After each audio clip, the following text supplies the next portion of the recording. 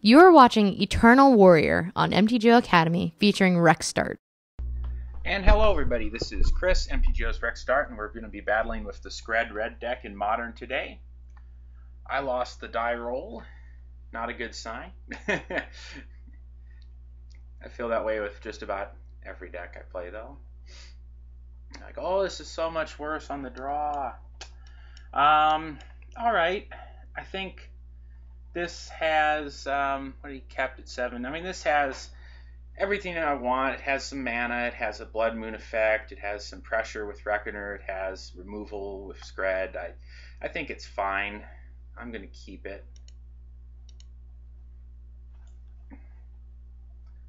Forest.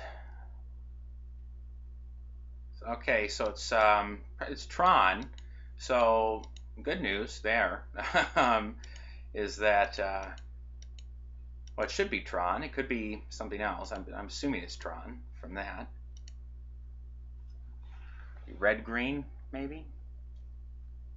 No? I don't know. He's got a lot of... Maybe it's that Scape Shift deck? Yeah. Let's see.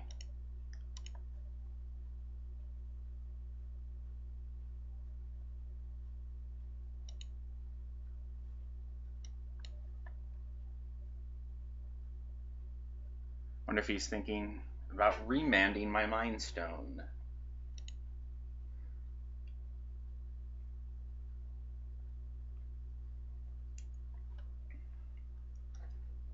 He is. Interesting. All right.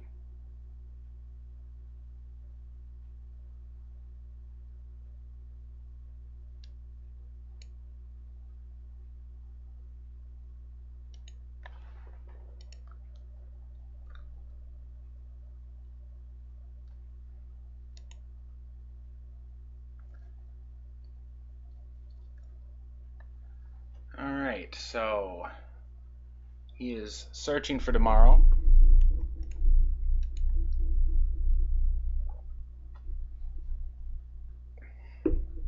Gets another island.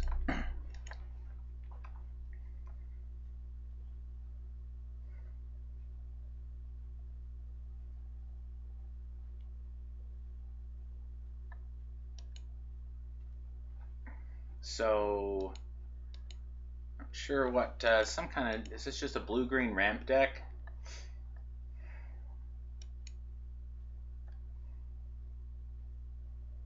He's going to have all basic lands at this point. And he hasn't shown anything, any signs of anything that he would be scape shifting into. I guess he would only have those in his deck. So I can play Magus here, or I can play Reckoner.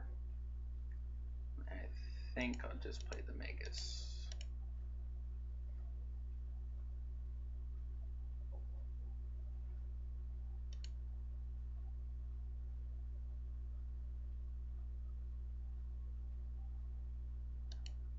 See if he has another counter spell. Hey, he does. Another remand, naturally, I'm sure. Yeah. Because why wouldn't he have that? You know.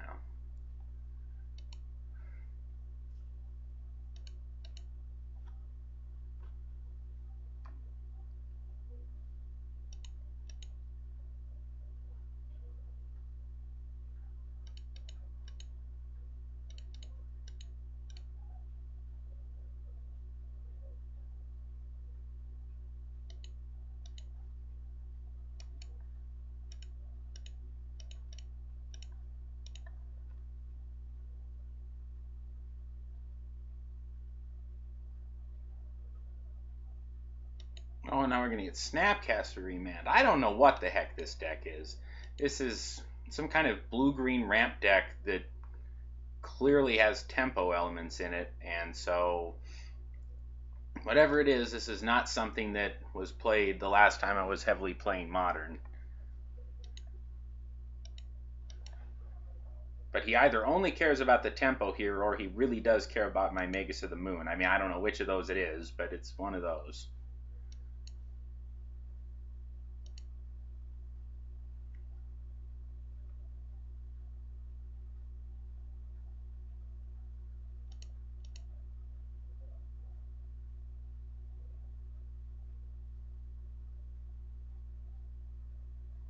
Okay, I think this has got to be, it's got to be some kind of scape shift deck. Now he's seeing a mountain there, so I think he's just playing it, has a lot heavier counter stuff. But I mean, I've just having the Snapcaster mages in there wasn't something that they were doing the last time that I was seeing this deck.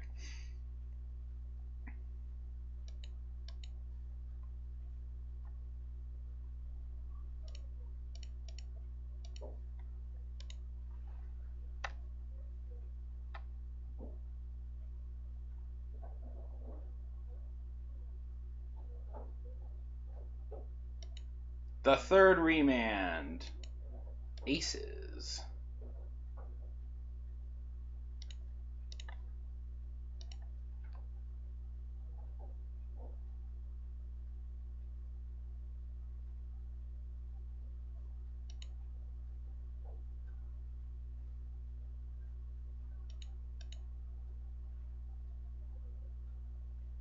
So I'm going to assume somewhere in the 7 cards is probably the second and third Snapcasters. Probably would be about right.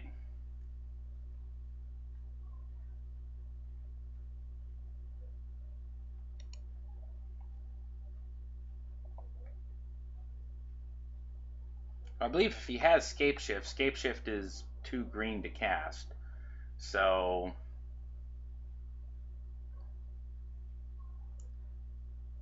there's Valakut.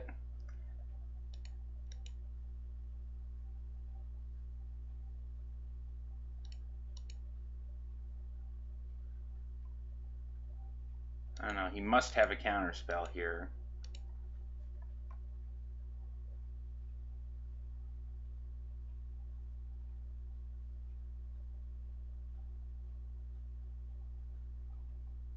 Is it Charm? Awesome. If I'd had one more mana, I could have played around that.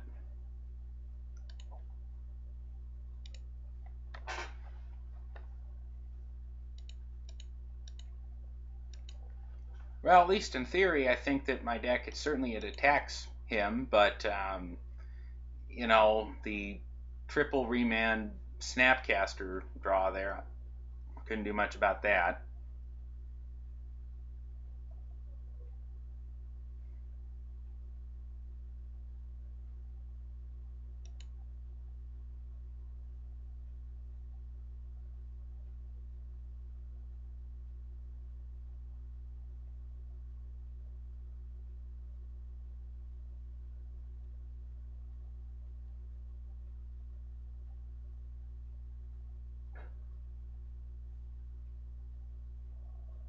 He's going to go ahead and put his 6 mountains in play, assuming he has 6 left to get, and he does.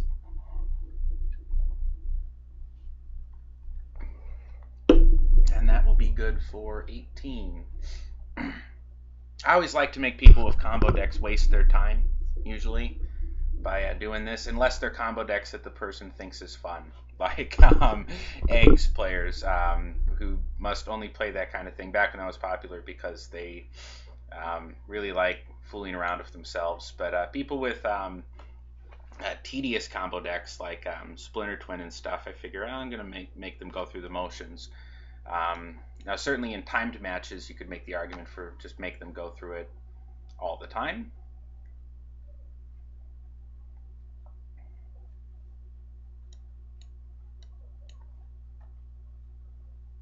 So I'm sorry this is not particularly entertaining for you, but we'll talk about sideboarding while he uses more of his clock here. Obviously, I probably want to leave in some number of the pyroclasm effects so that I can take care of his critters, because they're not irrelevant, and of course those effects allow me to clear the board of those guys and also do extra damage off of Boros Reckoner.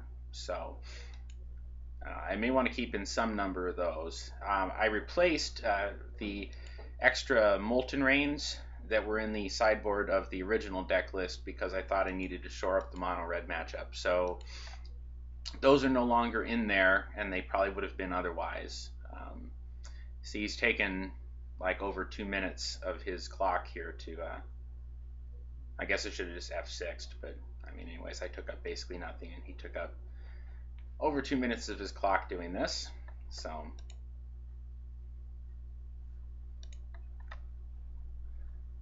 and like I say, to me, it's just a little bit of a punitive for people who play combo decks. So, let's see here.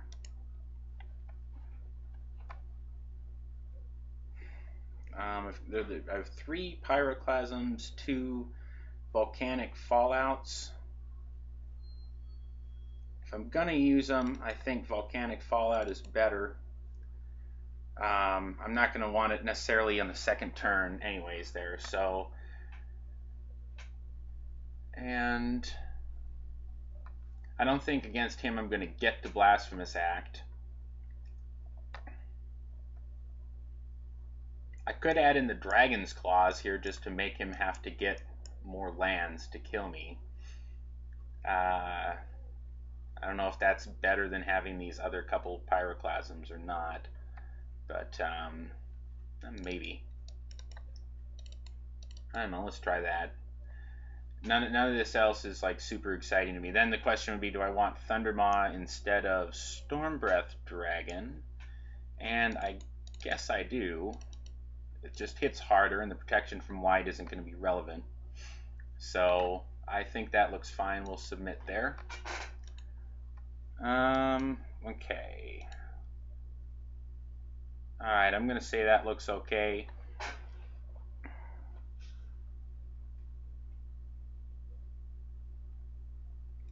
Now I'm going to guess, because I would rather this is Blood Moon than Magus of the Moon, because I'm going to guess that he may bring in like lightning bolts or something. I'm not sure, but that's at least in the realm of possibility.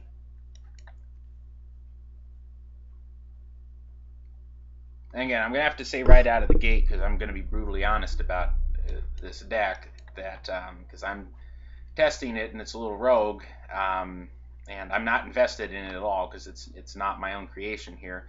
But if the deck isn't going to have a good matchup against decks like Scapeshift and Tron, then there's no reason to play this deck.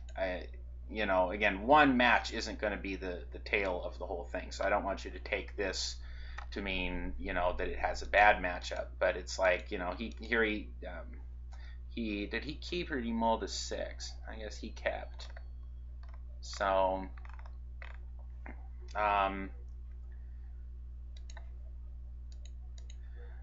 yeah, I mean, don't take that to mean, if he has something like if he only has the remands, then he has something like a 40% chance that he had one in his hand here without casting any kind of cantrips or anything.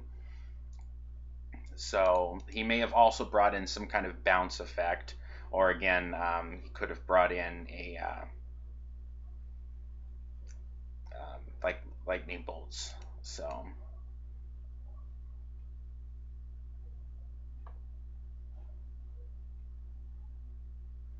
he's being very careful there not to fetch until my turn. I wonder if he thinks I have Stone Rains or Molten Rains. He may very well think that. Okay, well, he's tapping out there. And that tells me, let's see. Yeah, I mean, that tells me when he's tapping out there that he almost certainly has some kind of plan to deal with this Magus. But I don't really think I have a lot of other choice here and go ahead and run it out. I guess the alternative would be I could run out of, let's see, I can't cast the Boros Reckoner. Volcanic Fallout does nothing. So, yeah, I mean, it's play the Magus or just draw a card off of scrying sheets. And I may as well do it while he's tapped out so he can't remand it. And if he's going to bolt it or Echoing Truth it, then, I mean, that's what he's going to do. So,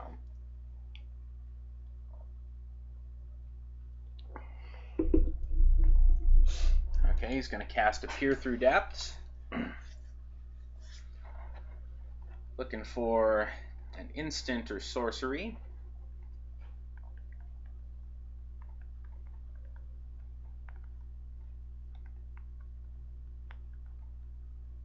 And he found the lightning bolt. Let's see if he has a mountain in his hand.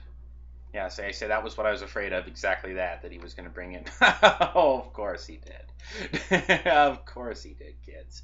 Of course, with the Magus, I guess any of his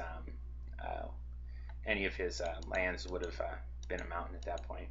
So, oh, well, there's the third mountain, which is pretty pointless at this point, but there you go anyways.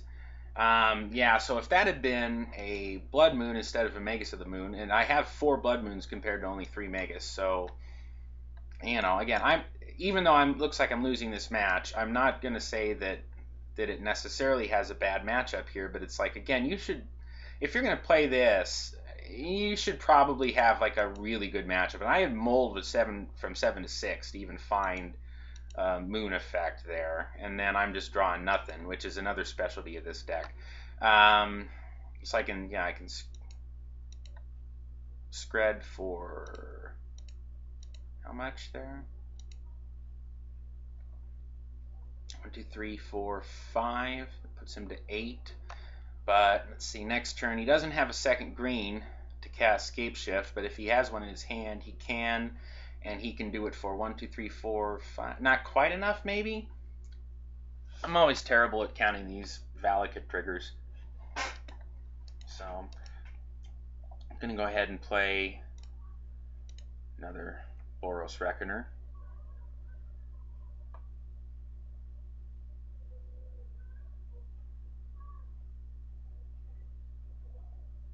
Alright, he's going to remand it.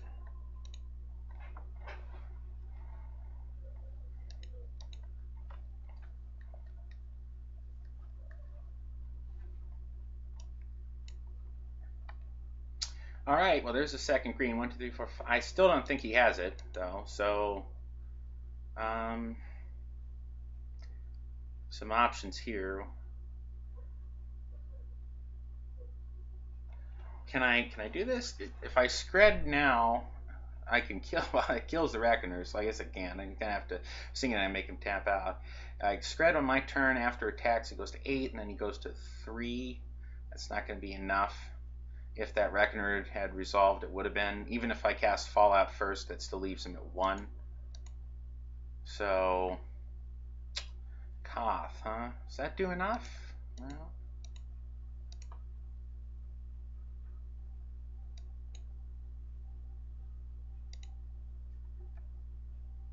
is he going to Snapcaster Remand?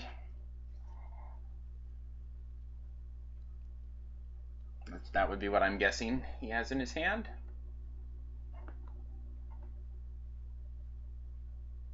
Yep, looks like it. Well, I don't know. Yeah, it looks like Snapcaster Remand. He's tapped 3 blue and a red. No, he's going to Cryptic that, counter a spell, and draw a card. Okay.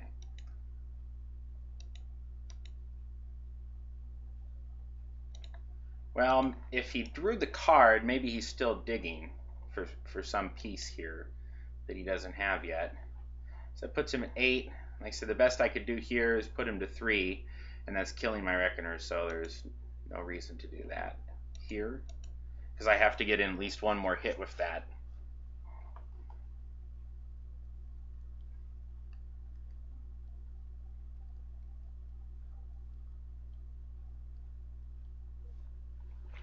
Okay, he has a second Valakut, so now he wins with Scape Shift here, because that ends up being 1, 2, 3. You know, he gets 5, and 5.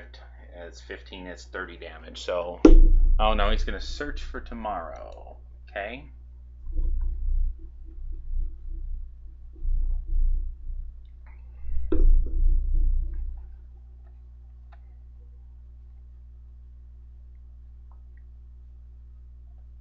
What is he casting here? Oh, now he's casting Scape Shift. Okay.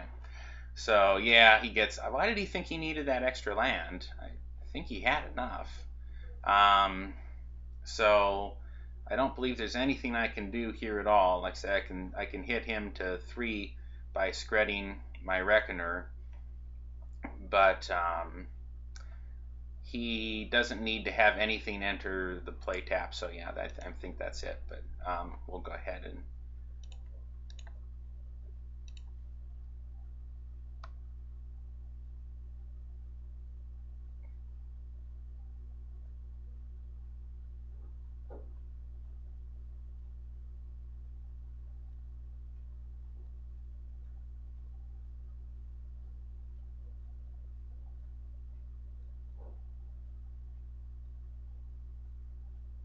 I don't know what he's doing.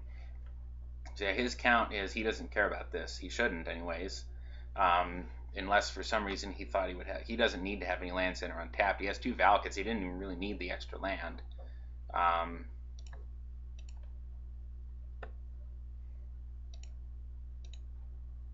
So yeah, so right out of the gate here, the deck's losing one of its premier matchups, what should be, and that's a concern because it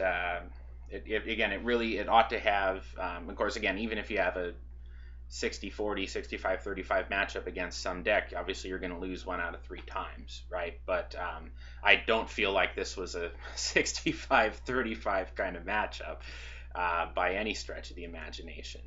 This was a matchup where I felt like he had a bunch of counter magic for my disruption, and I didn't really have a lot of ways to make him waste it. In fact, he had ample. Now maybe they're not always going to have ample amount of counter magic for everything, but that's the way that it felt. So I'm gonna call this probably at least a bad start for the Skred red deck.